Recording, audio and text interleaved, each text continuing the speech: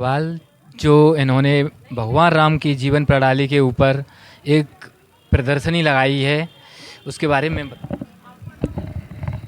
बहुत आभार आपका। बहुत बहुत आभार केंद्रीय हिंदी संस्थान का। देखिए, रामचरितमानस सबके जीवन में है। आरंभ से बचपन से पढ़ते आए हैं, देखते आए हैं, घर में कथाएं सुनते आए हैं। मेरा शोध गिरमिट देशों पर है। जब मैं वहाँ मेरा जाना हुआ तो वहाँ रामचरितमानस को बहुत ज़्यादा माना जाता है। उनके लिए रामायण महारानी है। तो जब मैं शोध कर रही थी तो फिर रामचरितमानस को फिर से दोबारा मुझे पढ़ने का, शोध के सिलसिले में मैं रामचरितमानस को पढ़ने लगी। तो बहुत सारे प्रसंग दोबारा से मुझे याद आ गए और उन विभिन्न रामचरितमानस के प्रसंगों के ऊपर जो मैंने अलग अलग कविताएं लिखी और फिर उन पर पेंटिंग बनवाई। हम्म। हाँ जी, ये तुलसीदास जी के ऊपर जो कविता लिखी है, ये तुलसीदास जी की एक तरह से जीवन का जो आरंभ है उसके बारे में बताया गया है कि उनकी जब पत्नी ने उन्हें फटकारा, वो पत्नी को मिलने जब पहुँचे थे, चढ़ सांप सोचा कि पाइप है और सांप के ऊपर चढ़ करके, तो पत्नी ने फटकारा कि अगर इतना मोह मुझसे कर रहे हो, इतना मोह राम से किया होता तो तुम्हारा भला हो जाता। तो वो उन्होंने फिर संन्यास लिया और बहुत कुछ लिखा और आज रामचरितमानस हम सबके जीवन की संजीवनी बन गई है और हर प्रश्न का उत्तर रामचरितमानस में है।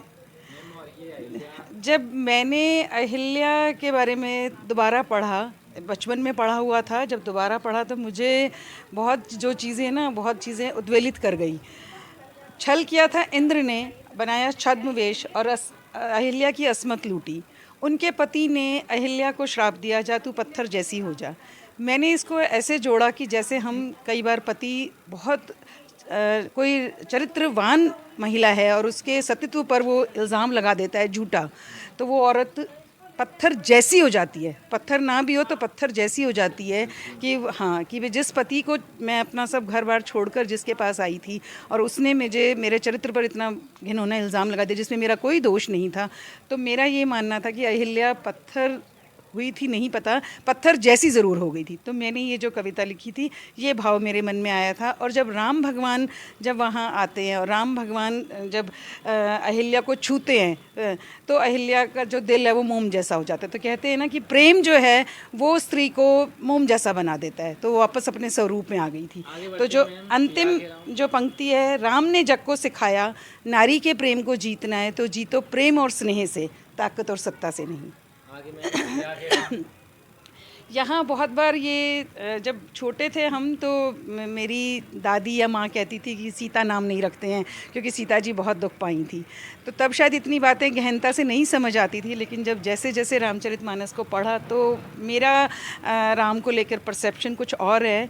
तो उसको लेके फिर मैंने ये कविता लिखी थी कि मैं कैसे समझाऊँ उन्हें, राम जैसा पति मिलना सीता का सौभाग्य था। इससे बड़ा सुख और क्या, प्रेमी दोस्त जैसा पति, मन कर्म वचन से एक निष्ठ। सुख की मात्रा और सुख की गुणवत्ता में फ़र्क है। वो रही न वन में राम के साथ, वो भूखी रही तो खाया राम से भी ना गया। हरी गई तो विरह राम से भी ना सहा गया। वो धरती में समाई तो राम ने भी ली जल समाधि। उनके नाम से पहले आता है सिया का नाम, और एक स्त्री को क्या चाहिए।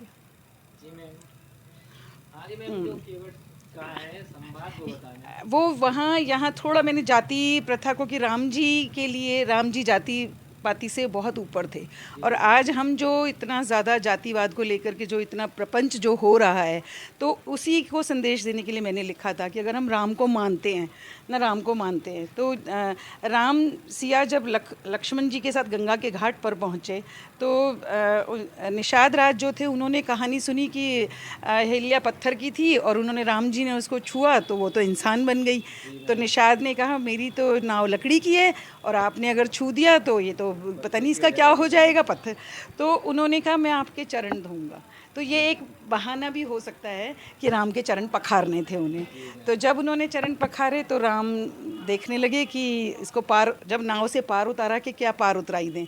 तो यहाँ सीता जी जो है राम जी के मन को भांप जाती है। तो यहाँ एक संदेश है कि पति पत्नी का संबंध इतना प्रगाढ़ है कि बिना कहे हम एक दूसरे की बात समझ जाएं कि वो क्या चाह रहे हैं। तो सीता जी तुरंत पति के मन की बात को समझ के अपनी मुद्रिका को उतार देती हैं।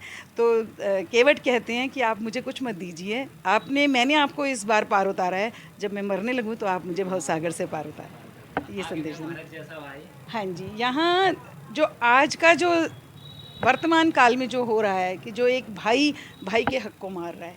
और अगर हम रामचरितमानस के आदर्शों की बात करें तो भरत जैसा भाई भी था, लक्ष्मण जैसा भाई भी था। तो भरत जैसा भाई, कैकेयी माता ने अपने बेटे के हक के लिए राम को वनवास में भेज दिया और सिंहासन भरत के लिए महफूज कर लिया। लेकिन जब भरत वहाँ आए तो उन्होंने अपनी माँ को कितना दुत्कारा, और फिर उन्होंने भाई को मिलने गए और उनकी चरण पादुका रख कर लाए और 14 वर्ष तक खुद भी जिया सन्यासी का जीवन। यहाँ एक छोटी सी, इसमें मैंने लिखा नहीं है पर एक छोटी सी आती है कथा कि मांडवी जब थी, मांडवी रात को 2 बजे वन में पार्क, अपने घर के जो महल का जो बगीचा था उसमें घूम रही थी। तो माता कौशल्या ने देखा तो उन्होंने पूछा, बेटा क्या बात हो गई? तो कहने लगी कि माँ, वो मेरे पति की कुटिया में दिया जल रहा है, पति नहीं सोए हैं इसलिए मैं नहीं सोई। तो ये आजकल के वर्तमान के बच्चों को मैं ये कहना चाहूँगी कि कोई भी जो घर गृहस्थी है जो, तो वो एक दूसरे के सहयोग से चलती है। तो ये देखो, ये भी तो एक पति पत्नी का प्रेम था। यहाँ जो है भरत ने निषाद को गले से लगाया, उन्होंने भी अछूत नहीं माना उसको। नमन है उन हाथों और आँखों को, बनाया दोना और अश्रुओं से धोए रघु के चरण। भरत ने अपने आंसुओं से भगवान जी के पैरों को धोया था। नमन है उन चरणों को जिन्हें भरत ने नवाया, राम जी के चरण को नमन है जिन्हें भरत ने नवाया। नमन है उस शीश को जिसे राम ने गले लगाया। तो भरत को नमन है जिसे राम जी ने गले से लगाया। नमन है उस गठबंधन को, मांडवी और भरत का गठबंधन, जो जागी जब तक पति की कुटिया में दिया जला। अगर चाहिए रामराज तो चाहिए भरत जैसा भाई, नहीं तो होगा रावण राज और विभीषण जैसा भाई।